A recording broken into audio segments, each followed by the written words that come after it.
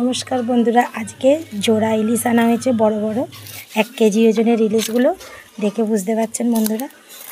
এত বরফে ছিল, মেকে গেছে ইলিশ মাছগুলো, দেখুন। আর লাল বর্ণ আর রূপোর মতন কালার, দেখতে পেয়েছেন বন্ধুরা কত বড় ইলিশ মাছটা।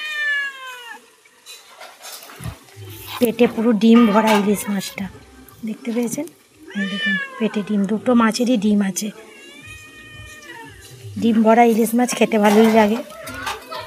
এখন তো ইলিশের সিজন, তাই এই জোড়া ইলিশ মাছটা আনা হয়েছে। এটা এত বরফে ছিল, লেজটা সোজা করতে পারছি না, মেখে গেছে। কেমন লাগলো ইলিশ মাছ দুটো অবশ্যই জানাবেন। কাটা আরম্ভ করে দিয়েছি, দেখুন দেখুন বন্ধুরা, কাটা আরম্ভ হয়ে গেছে। মুখের দিকটাকে কেটে নিচ্ছি, মুখের দিকটা একটু মাছ রাখবো না, একদম ঘেঁষে কাটছি মাথাটা। কাটতে পারা যাচ্ছে না বন্ধুরা, কত বড় মাছ বলে কাটতে পারা যাচ্ছে না। এবার পিসগুলো বার করে নেব, লেজের দিকটাকে কেটে নেওয়া হচ্ছে।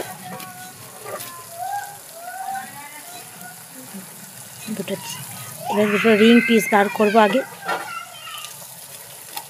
তারপর পেটি বার করব।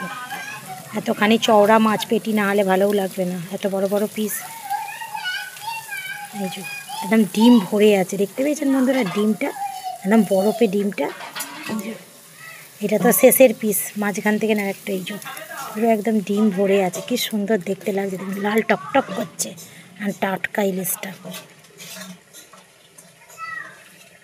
পেটি বার করে নেওয়া হচ্ছে।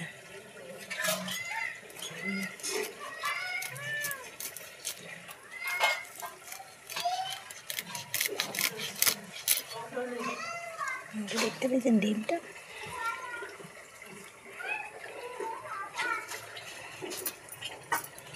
গোল গোল করে পিস করে নেব।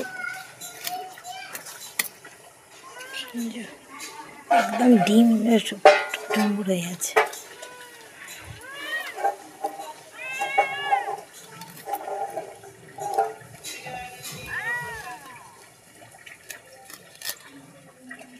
কত সুন্দর পিসটা হয়েছে দেখুন, একদম রিং পিস।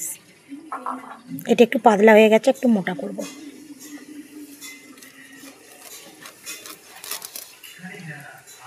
বন্ধুরা, একটা মাছ এতগুলো পিস হয়েছে, দেখুন বন্ধুরা, পেটিগুলোতে এত ডিম হয়েছে, এতে মাছটাই পাওয়া যাবে না, পুরো পাতলা পেন্সি হয়ে আছে।